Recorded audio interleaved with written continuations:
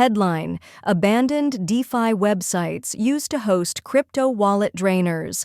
Published at 3:58 p.m. UTC, April 16, 2025, decentralized finance DeFi users were alerted yesterday to a novel scam vector in which scammers take over the websites of abandoned projects in order to lure former users into signing malicious drainer transactions. The warning came from 0xNGMI, the pseudonymous founder of analytics platform DeFi Llama, who confirmed that expired domains were being removed from the platform and its browser extension, but urged users to exercise caution nonetheless.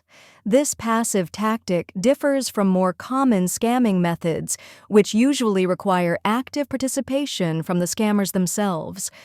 In taking over a legitimate URL, the scam relies on former users coming back to interact with familiar websites, likely bookmarked if following best practices, to remove funds that had previously been deposited when the project was still active, with no team remaining to alert to the security breach or replace the malicious interface. There's little to be done about these well-laid DeFi website traps other than carefully checking any transaction to be signed.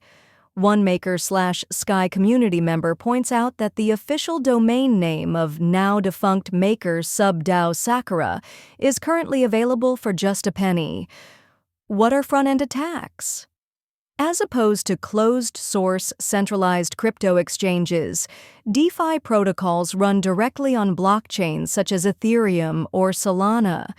The vast majority of users interact with DeFi protocols via the project's website or front-end, a user-friendly interface that crafts transactions to be signed via a crypto wallet.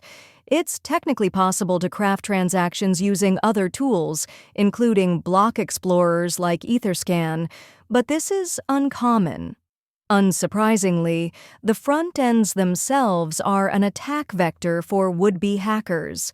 A common approach, which led to a wave of incidents last summer, is to compromise the official site via social engineering of DNS providers. The sites are typically cloned, but the transactions presented to the user are altered to, for example, grant token approvals or send funds directly to the attacker. A simpler tactic involves a similar cloning of legitimate sites, but hosting them via similar-looking URLs or obfuscated or spoofed hyperlinks on X or Google. Of course, some front-end losses aren't scams at all. Rather, they're vulnerabilities in the site's code that can be exploited by hackers. This was the case in Friday's $2.6 million mishap on DeFi lending platform Morpho, which was fortunately front-run by well-known MEV bot ZeroFebabe.eth. Front-end attacks, the tip of the iceberg. Such attacks, which generally target individual users, are different from other threats facing users of DeFi platforms, such as exploits of the smart contracts themselves and private key compromises.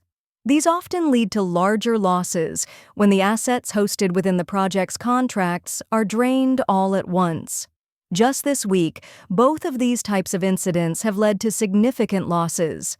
Just yesterday, ZK Sync announced that $5 million of ZK tokens left over from the project's airdrop had been snaffled after a one-of-one multisig appears to have been compromised. On Monday, decentralized perps exchange KiloX lost $7.5 million due to a vulnerability in the project's price oracle. Another risk comes from the teams themselves, who often control enormous quantities of their project's token.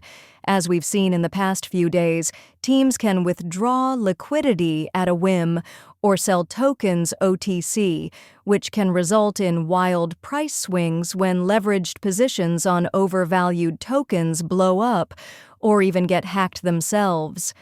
A final threat from within comes from malicious team members, be they North Korean infiltrators or simply a nefarious developer, as the Roar claimed after approximately $780,000 went missing out of a backdoor earlier today.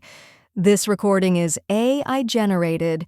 Get more crypto news at protos.com.